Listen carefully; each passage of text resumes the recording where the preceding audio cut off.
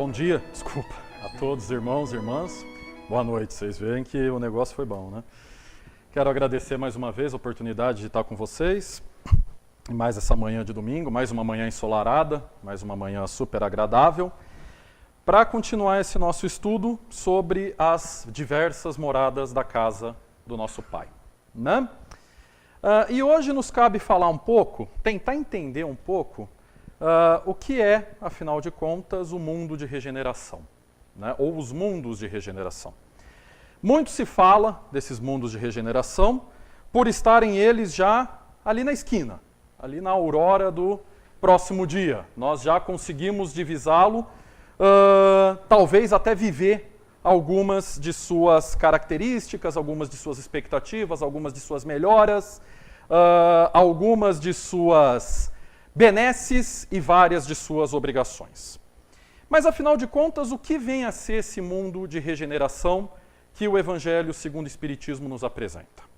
Um mundo de transição, mais do que nunca, um mundo onde convive o bem e o mal, um mundo onde nós temos irmãos já mais evoluídos na escala espiritual, convivendo com irmãos que tentam aprender com eles as benesses, as vantagens de seguir as leis de Deus, mas em termos mais concretos, em termos que nós possamos aplicar na nossa vida cotidiana. Sair daqui e falar, agora vou viver ou contribuir para que eu possa viver o quanto antes no mundo da regeneração.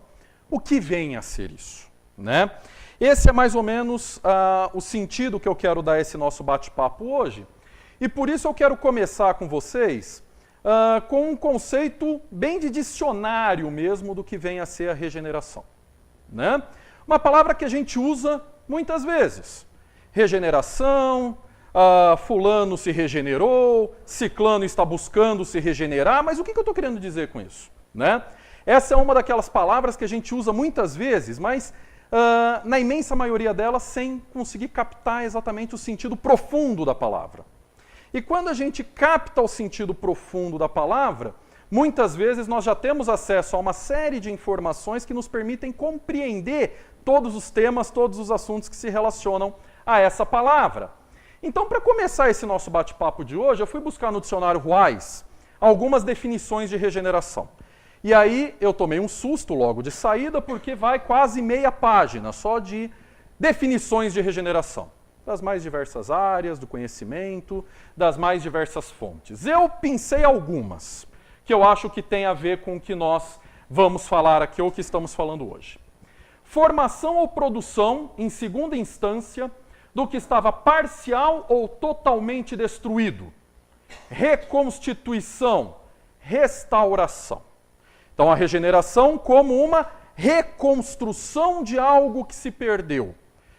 Regeneração vem de gerar por uma segunda vez. Algo que já existe, mas que por algum motivo foi prejudicado, por algum motivo foi, digamos, sofreu alguma ruína e agora se pretende reconstruir novamente. Em termos biológicos, nós podemos tomar como reconstituição por um organismo vivo das partes de que foi acidentalmente amputado. E aí nós temos uma outra ideia legal para regeneração, né? Quando nós temos, e aí principalmente nós, moleques, né? Adoramos ou adorávamos, eu pelo menos morava no interior, uma das crueldades favoritas de criança que mora no meio do mato é brincar com lagartixa. E aí é uma crueldade a gente cortar o rabinho da lagartixa para ver batendo. Eu fazia muito isso, infelizmente. Depois, a minha consciência se aquietou quando eu fiquei sabendo que o rabo nasce de novo. E a lagartixa não morre. Graças a Deus.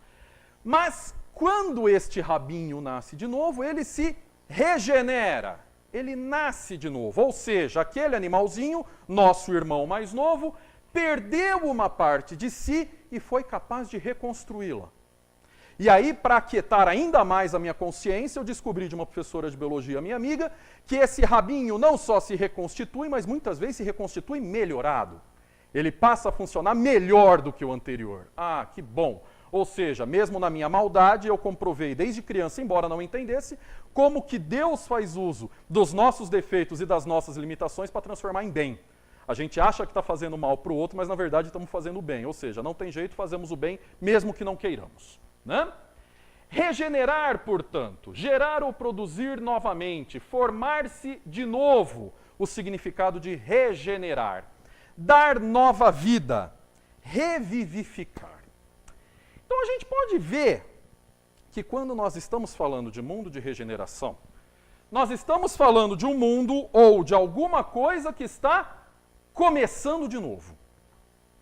Nós podemos dizer já, partindo do dicionário, que regeneração significa nós reformarmos, corrigirmos, reconstruirmos algo que nós imaginamos que não está muito bem, de modo que ele reapareça melhor, depurado, mais puro, funcionando melhor, tal qual o rabinho da minha querida lagartixa. Ok, isso é o que o dicionário nos diz, mas o que isso tem a ver com a nossa vida cotidiana? Vamos lá. Todos nós sabemos, enquanto espíritas, que nós vivemos atualmente, ou estamos em um período de transição, saindo de um mundo de provas e expiações para um mundo de regeneração. Né? Nesse sentido, nós podemos já de antemão pressupor ou saber, e isso todos nós já sabemos, que o mundo de regeneração é um mundo melhor do que o que nós vivemos atualmente. Né? E aí é que reside a nossa dificuldade de entender como seja esse mundo. Porque nós, no nosso atual estágio evolutivo, espíritos imperfeitos que somos, ainda na infância da nossa existência enquanto humanidade, temos tremenda dificuldade, extrema dificuldade de compreender aquilo que está acima de nós. Ao passo em que nós temos uma facilidade incrível para descrever, entender e replicar aquilo que está abaixo de nós ou mais ou menos no nosso nível evolutivo. Um exemplo que eu gosto sempre de citar é a concepção tradicional que nós temos e que nós aprendemos lá de criança, muitos de nós, de céu e inferno, né? Todo mundo aqui, ou pelo menos, já ouviu falar alguma coisa, algum desenho, alguma pintura que retrate o céu e que retrate o inferno. E aí nós temos dois polos extremamente interessantes para visualizar esse nosso atual estágio evolutivo e essa nossa dificuldade de compreender o que está à nossa frente. Porque quando nós falamos de inferno, inúmeras construções foram feitas ao longo dos tempos. Né? Nós construímos um inferno de fogo, de ranger de dentes. Nós temos livros, escritores, autores, sábios que descrevem com tremendo requinte, com extremo detalhamento, sessões de tortura, sofrimentos físicos e morais das mais diversas espécies. Páginas e páginas foram escritas para descrever o inferno e aquilo que nós personificamos como mal. Porque tudo aquilo que nós enxergamos como mal, tudo aquilo que nós enxergamos como algo não desejado, nós colocamos em uma figura para a qual, inclusive, nós damos vários nomes. Né? Diabo, Satanás, Belzebu, Capeta, tem 20 nomes. Uma vez eu fiz um curso exatamente sobre isso, essa noção teológica de céu e inferno, e o professor nos deu um caderninho que ele mesmo fez, só com os nomes que ao longo dos tempos foram dados para isso que a tradição chama de demônio, que é o mal. Nós contamos 149 nomes, só em português, para o mal. E aí vem as descrições. Né? Esse mesmo professor, na mesma aula, fez uma conta bem por cima e chegou à conclusão que mais ou menos, desde a Idade Média até hoje, cerca de 18.000 páginas foram escritas só para descrever como seria o inferno. Coisa fantástica, quer dizer, é de uma criatividade imensa, uma criatividade que beira a insanidade, beira algo bem, enfim, algo que é a obsessão dessas pessoas. No outro polo nós temos o céu. E o que é o céu, de acordo com a tradição? Um lugar onde nós gozamos paz infinita e contemplamos por toda a eternidade a face de Deus. Acabou, esse é o céu. 18.000 páginas para descrever o inferno, 5 linhas para descrever o céu. É o que a gente tem. Né? E aí, para Deus, nós temos, da Idade Média até hoje, 5 nomes. Aí a gente consegue imaginar o impacto. A gente consegue imaginar, ou consegue visualizar a diferença. Nós descrevemos muito bem o que está lá atrás, mas não conseguimos nem imaginar o que seja o que está lá na frente. Por isso que para nós é tão difícil compreender o que seja um mundo melhor do que o que nós vivemos. E mesmo que nós já vivamos em um mundo melhor do que o que nós tínhamos na nossa própria infância, é difícil de visualizar. Porque nós ainda estamos apegados a esse nosso estado evolutivo incipiente, pueril. Estamos começando a caminhar ainda. Nós não conseguimos sequer imaginar, não conseguimos definir em palavras o que é Deus. E o Espírito da Verdade, no livro dos Espíritos, ele é bem claro quando ele nos diz, olha, não tenta nem entender o que é Deus, vocês não vão conseguir alcançar. Em compensação, na hora de dar nome para o mal, a gente inventa centenas de palavras. Esse é o nosso estado. Entretanto, o mundo de regeneração está aí na esquina. Né? Nós temos já alguns sinais dos espíritos que nos dizem que não só ele está aí na esquina, como nós já estamos vivendo um período de transição entre os dois mundos. No livro Plantão de Respostas, volume 2, o Chico Xavier ele diz com todas as letras: Emmanuel afirma que a Terra será um mundo regenerado, ou seja, o período de transição terá terminado, por volta de 2057. Ali, nós estaremos vivos, queira Deus. Pelo menos nós temos fôlego, temos possibilidade de estar vivos até lá. Ao mesmo tempo, no livro Atitude de Amor, que é uma psicografia de Vanderlei Soares de Oliveira, o Bezerra de Menezes nos diz que o Espiritismo, que esse mundo regenerado, será implantado na Terra, de acordo com os planos da espiritualidade, em 3 fases. Tendo sido o primeiro um período de 70 anos, que começou em 1857 e foi até 1927. O segundo, que começou em 1928, foi até 1997. E o último, que vai de 1998 a 2067. Ou seja, o período coincide de novo. Ao mesmo tempo, ainda Bezerra de Menezes, dessa vez através de Divaldo Franco, já na revista Reformador, de janeiro de 2005, ele já nos diz com todas as palavras: não podemos negar que esse é o grande momento de transição do mundo de provas e de expiações para o mundo de regeneração. E ainda complementou, bem característico do Bezerra, do Divaldo: já não há mais tempo para adiarmos a proposta de renovação do planeta. Tem mais ainda.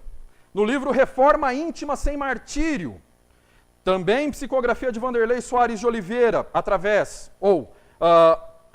pelo Espírito Maria Modesto Cravo, diz que uma geração nova regressa às fileiras carnais da humanidade para arejar o panorama de todas as expressões segmentares do orbe. E Divaldo Franco, em 1999, reafirma mais uma vez que em 2025, cerca de 200.000 espíritos altamente evoluídos já terão encarnado neste planeta. Ou seja, estamos em plena transição. E ainda temos dificuldade de imaginar como seja um mundo regenerado. Ou um mundo não regenerado. Nós fazemos até essa confusão, eu particularmente vira e mexe faço. Um mundo de regeneração. Regenerado só no fim do processo. Né? Um mundo no qual os nossos defeitos poderão ser corrigidos, poderão ser depurados. Significa isso que em 2057, ou nesse período de meados do século XXI, todos os problemas do mundo, da humanidade, terão sido resolvidos? Não.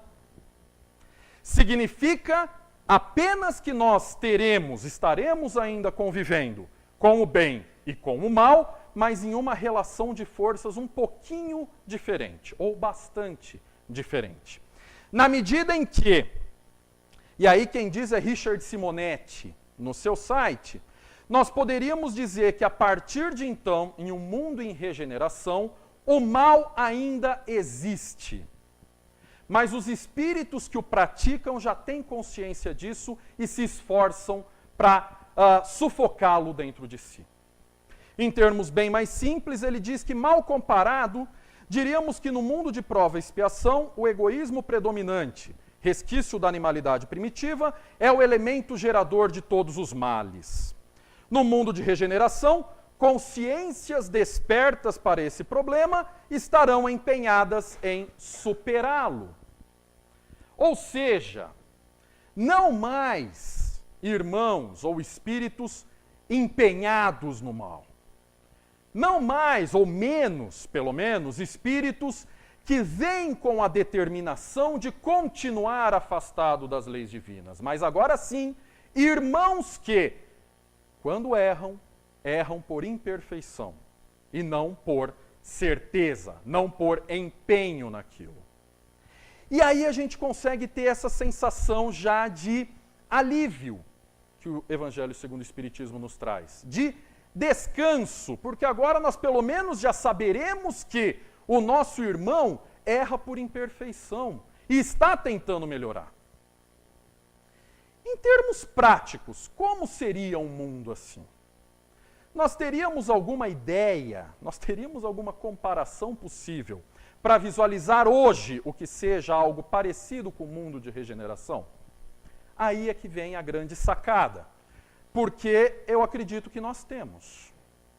Nós vivemos atualmente algo muito próximo do que vai ser o nosso futuro mais imediato. Não estou falando que nós já estamos no mundo de regeneração, mas durante um certo período do ano, nós vivemos algo muito próximo do que seja o mundo de regeneração. Inclusive um período no qual nós estamos agora, o período do Natal. O que nós temos no Natal, afinal de contas? Né? Não é exatamente as pessoas que passam um ano inteiro absortas nos seus problemas materiais, no seu trabalho, no seu estudo, tentando, ou pelo menos se esforçando o máximo que elas possam para ajudar o próximo. Nós não temos, como diz o Evangelho segundo o Espiritismo, a palavra amor e a ideia de amor impressa em praticamente tudo que a gente vê na rua, na mídia, na internet, nas conversas entre as pessoas. As propagandas continuam sendo veiculadas, mas sempre com um teor agora de solidariedade, de amor, de fraternidade. Nunca se faz ao longo do ano tantas campanhas de ajuda ao próximo como no Natal. Em que outra oportunidade, em que outra época do ano, muitos de nós se dispõem a ir num shopping center absolutamente lotado, sem nenhum lugar para parar o carro, para comprar presente para o outro? Tudo bem, a gente reclama, né? É ruim. Eu tento todo ano. Deus sabe que eu tento. Fracasso miseravelmente, mas eu tento. Né? Mas é na época do Natal. Em que outra época do ano nós temos tantas pessoas empenhadas em fazer o bem? Muitas vezes com uma falta de jeito que chega a ser cativante, porque você vê que a pessoa está se esforçando. Ela não consegue porque ela não está acostumada, mas ela está se esforçando. Muitas vezes, irmãos nossos, amigos nossos, que tentando ajudar, atrapalham. Mas eles estão tentando ajudar. Na época do Natal. É uma época na qual, é a única época na qual nós vemos campanha na televisão, convidando as pessoas a oferecer um ombro amigo para aqueles nossos irmãos que sofrem depressão de Natal. Para os nossos irmãos que estão sozinhos, nos asilos, nas creches, nos lares transitórios. Tinha, quando eu morava em São Paulo, um presídio que eu conhecia alguns professores de lá. E eles falavam que era impressionante, porque na época do Natal, os detentos chegavam a reclamar até, porque não tinha um dia no qual não fosse um grupo de pessoas lá dar presente, fazer festa, ouvir uma palavra, dar a palavra de carinho, ouvir as histórias. Eles falavam, gente, pelo amor de Deus, assim eu vou acabar sendo convertido, não é o que eu quero. Não, amanhã eu não quero ir no evento do grupo que vem aí, porque eu estou cansado, todo dia. Mas é na época do Natal. Dia 2 de janeiro, acabou. Aí voltava tudo à sua velha rotina. Na época do Natal, nós vemos nas ruas pessoas andando à noite, cruzam com uma criança, fazem carinho na cabeça. Ah, como você tá? Vai lá ver o Papai Noel, toma aqui um pirulito. E no resto do ano?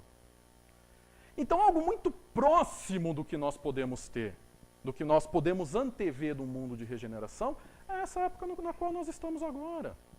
Espíritos, pessoas com uma série de questões a serem resolvidas, de várias encarnações, que se juntam em uma noite para tentar comemorar juntos o nascimento de Jesus. Ok, muitas vezes sai briga, muitas vezes a festa acaba do pior modo possível, mas aqueles espíritos tentaram. No mundo de regeneração, o mal não acabará, ele apenas vai mudar de feição. Porque aquelas pessoas que esse ano brigam, e aí a gente sai da casa dos nossos avós, dos nossos pais, ano que vem eu não volto. Só para brigar? Se é para brigar, eu fico em casa. E no ano que vem volta de novo. E tenta de novo. Até uma hora em que eventualmente vai acertar. Porque essa é a destinação de todos nós. Nós estamos destinados a acertar. Nós estamos fadados a, mesmo com o nosso mal, fazer o bem. Nós estamos, isso faz parte da nossa programação espiritual, que mesmo quando nós machuquemos o nosso irmão, seja ele quem for, e o nosso irmão pode envolver o próprio planeta, a nossa mãe aí já não é mais irmão, nós estamos fazendo o bem dele. Essa é a nossa, é o nosso karma, digamos assim. Todo mundo gosta de falar karma, né? É o nosso karma. A gente pensa que está fazendo mal. Mas como nós sempre ouvimos quando somos adolescentes e terminamos um relacionamento, né? E fica todo mundo triste, chorando, aí vem um amigo querendo nos consolar e fala: irmão, não chore. Um chute no traseiro ainda é um empurrão para frente. Essa que é a verdade. Por mais que a gente faça o mal, nós ainda estamos contribuindo com o bem. Porque Deus é tão perfeito, Deus é tão sábio, que nós não conseguimos sequer imaginar quais sejam os desígnios dele para o nosso futuro. Mas não importa o que nós façamos, nós estamos trabalhando de acordo com esse desígnio. Não é que Deus escreve certo por linhas tortas, ele escreve certinho na linha certinha. É que a gente insiste em fazer diferente. Mas tudo bem, mesmo fazendo diferente, a gente faz o que está no plano dele. Isso estamos fadados, não tem o que fazer. Então é nessa época que nós podemos visualizar, nós podemos antever um pouco do que nós aspiramos a ser ali na esquina. Não é que as guerras vão terminar, elas não vão terminar, mas elas serão de um outro tipo. Elas serão muito menos destrutivas, muito menos violentas. Pessoas más, pessoas que metem os pés pelas mãos, pessoas que fazem coisas erradas continuarão existindo, mas elas saberão que estão fazendo errado e tentarão mudar. Não é que o mundo vai mudar da água para o vinho de um dia para a noite, não. É um processo que requer tempo. É um processo paulatino, porque a natureza não dá saltos, disse um grande cientista. E ele estava correto. Nada acontece do dia para a noite. É lento. E não é o mundo que vai mudar. Não é o planeta que vai se transformar e nós estaremos de carona nele. Nós vamos mudar. E junto conosco o planeta, como a gente conversou algumas semanas atrás, né? Nós estaremos na vanguarda desse movimento. E quando eu digo nós, claro, eu estou falando humanidade como um todo. Mas aí, como não pode deixar de ser, porque nós somos espíritas, nós, espíritas, mais ainda. Porque quando eu falo que lá, lembrando de novo, trazendo de novo a ideia do período de Natal, as pessoas erram, mas sabendo que erraram.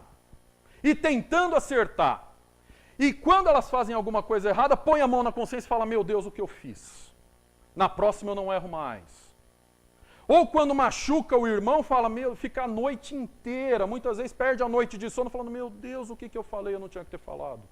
Da próxima vez eu não erro mais. Não é exatamente isso que nós, enquanto espíritas, fazemos? Então, uma das grandes belezas da coisa é que, assim, nós estamos em um período de transição enquanto humanidade. Mas não é nenhuma pretensão, nenhum excesso de pretensão. E com isso eu não quero dizer que nós somos melhores do que ninguém, muito pelo contrário, mas nós podemos dizer que nós espíritas já vivemos um mundo de regeneração. Porque nós já temos essa consciência. Nós já erramos, mas não porque nós queremos errar. Nós erramos porque somos imperfeitos. E nos dói ser imperfeitos.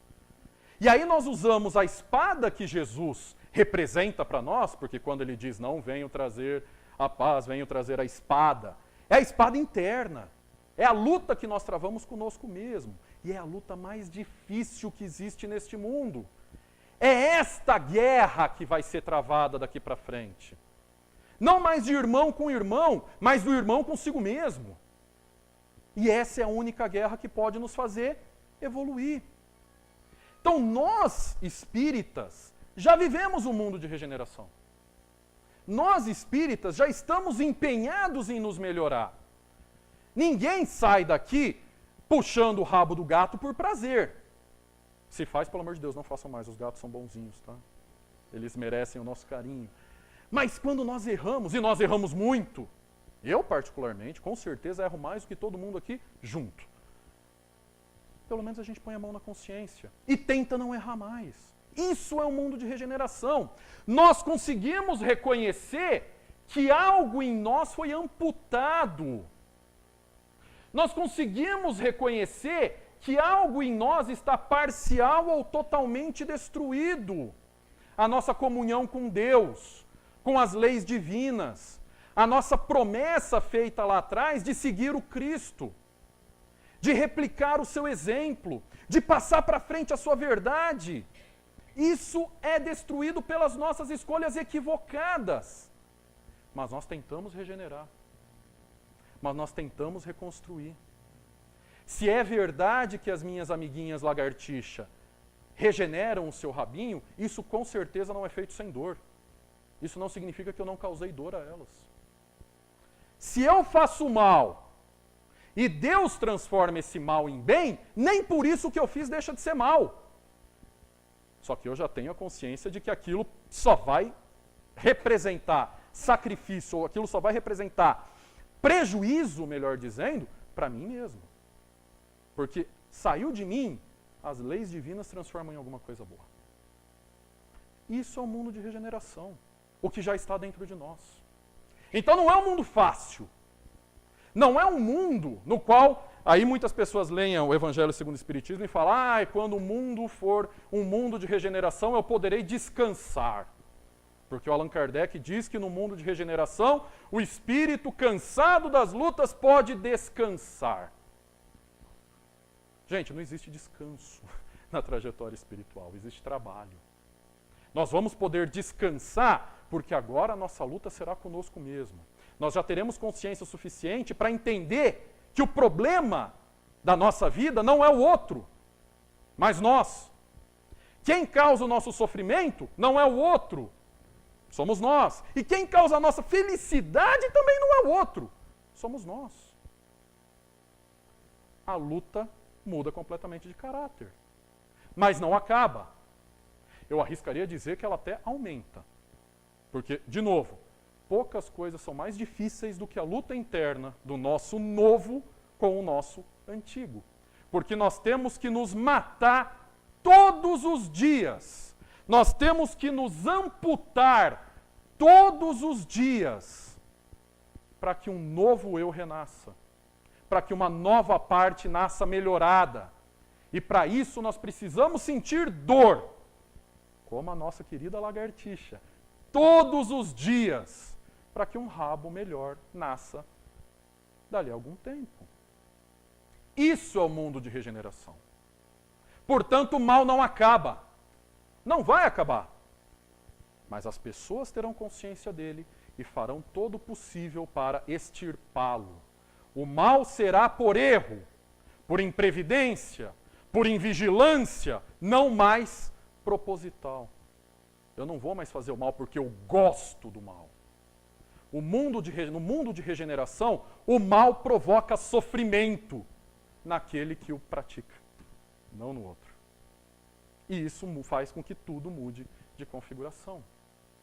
Então, irmãos, quando a gente fala de mundo de regeneração, e aí, em 2057 o mundo será de regeneração. Não se preocupem com isso. Nós já estamos em um mundo de regeneração. O nosso mundo íntimo já é de regeneração. Nós já estamos vivendo este processo de depuração todos os dias. A ideia, a tendência é que esse processo se amplie, esse processo aumente e que os nossos irmãos comecem a fazer o mesmo.